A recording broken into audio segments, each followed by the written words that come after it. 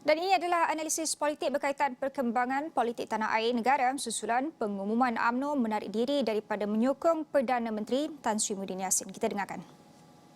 Ya, saya bertanggapan bahawa pelantikan dua orang iaitu Datuk Seri Ismail Sabri dan juga Datuk Seri Syamuddin Hussein bertujuan untuk menjadikan satu grand design strategik meredakan kegelisahan dan juga mungkin kemarahan dalam kalangan beberapa pihak ke atas hubungan di antara UMNO dan juga kerajaan. Barangkali dengan pelantikan itu sekurang-kurangnya boleh kita tafsir sebagai satu usaha untuk melakukan gencatan senjata politik agar dapat kembali untuk berkompromi dan juga melihat ke arah depan supaya apa saja yang berlaku itu tidak mengencat proses pemulihan negara dan juga vaksinasi yang sedang dilakukan.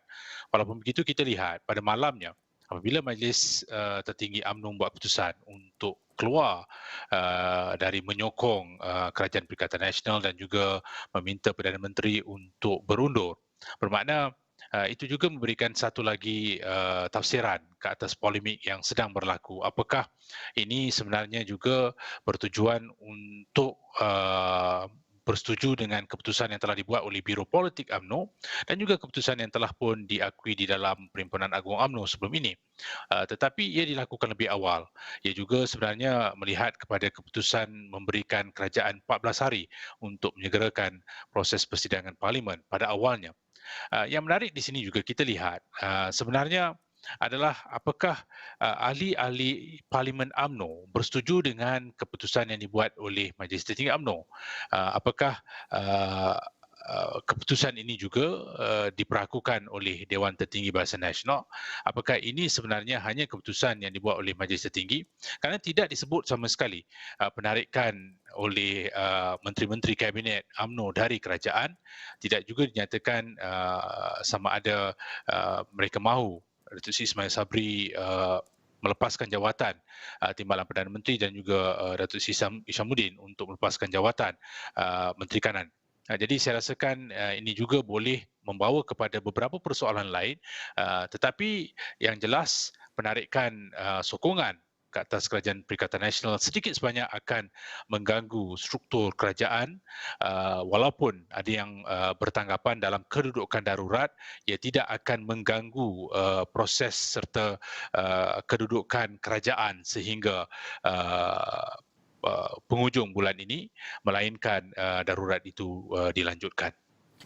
Ya, bagi saya melihat bahawa penarikan sokongan kepada Perdana Menteri sudah pasti juga penarikan sokongan ke atas kerajaan yang sedia ada, Kerajaan Perikatan Nasional, kerana Kerajaan Perikatan Nasional merangkumi pelbagai komponen Parti Gabungan Besar Perikatan Nasional yang diterajui, diketuai oleh Perdana Menteri sendiri.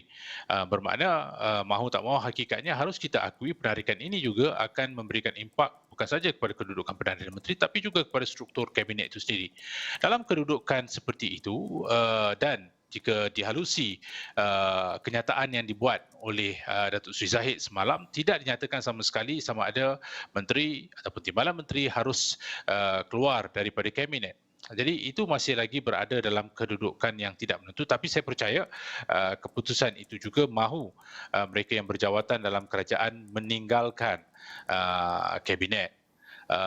Dalam keadaan seperti itulah saya rasakan bahawa kita belum lagi melihat kepada kenyataan ahli-ahli Parlimen UMNO atau Barisan Nasional sama ada mereka bersetuju dengan keputusan Majlis Tertinggi ataupun akan membuat keputusan yang berbeza, kerana tidak semua ahli Parlimen berada di dalam Majlis Tertinggi. Ini merupakan dua kelompok berbeza. Ada sebahagian ahli Parlimen berada di dalam Majlis Tertinggi UMNO. Bermakna apakah beberapa kenyataan yang dikeluarkan sepanjang 2 minggu yang lepas akan mempengaruhi keputusan yang bakal kita lihat. Dan jika itu berlaku, ini akan menimbulkan satu lagi dilema dalam UMNO sendiri, perpecahan yang membesar, politik kepuakan, politik factionalism yang saya rasakan akan membesar, menyebabkan ada beberapa kelompok di mana satu menyokong, satu tidak, dan dalam keputusan semalam pun kita lihat dikatakan tidak semuanya menyokong keputusan yang diambil, majoritinya menyokong untuk keluar daripada Kerajaan Perikatan Nasional. Jadi kedudukan menteri, timbalan menteri ini penting untuk kita teliti kerana jika sekiranya menteri dan timbalan menteri keluar daripada kerajaan, itu akan ada impak besar kepada UMNO sendiri kerana UMNO membuat keputusan ini ketika kerajaan sedang cuba melaksanakan tanggungjawab ke atas proses pemulihan, ke atas proses vaksinasi. Adakah ini akan dilihat oleh masyarakat umum seolah-olah kuasa dan kedudukan itu diutamakan daripada melanjutkan proses membantu rakyat kerana menteri Kesihatan, Menteri Mosti merupakan menteri dari UMNO sendiri, Datuk Adnan Baba dan juga YB Khairi Jamaluddin. Merupakan mereka yang menjadi penggerak utama dalam proses sektor kesihatan dan juga proses vaksinasi ini.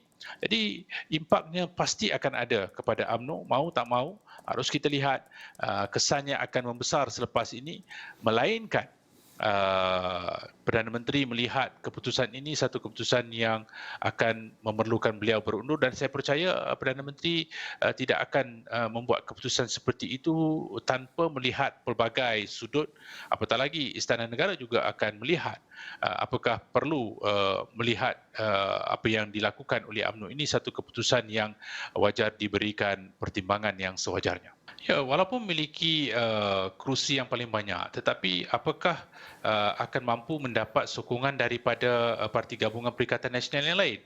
Kerana untuk menjadi Perdana Menteri sudah pasti kita harus merujuk kepada perlembagaan di bawah perkara 42, 43 yang turut meletakkan budi bicara kepada kearifan ke bawah duli Yang Pertuan Agong untuk melihat seorang pemimpin yang mampu mendapat majoriti daripada ahli-ahli parlimen.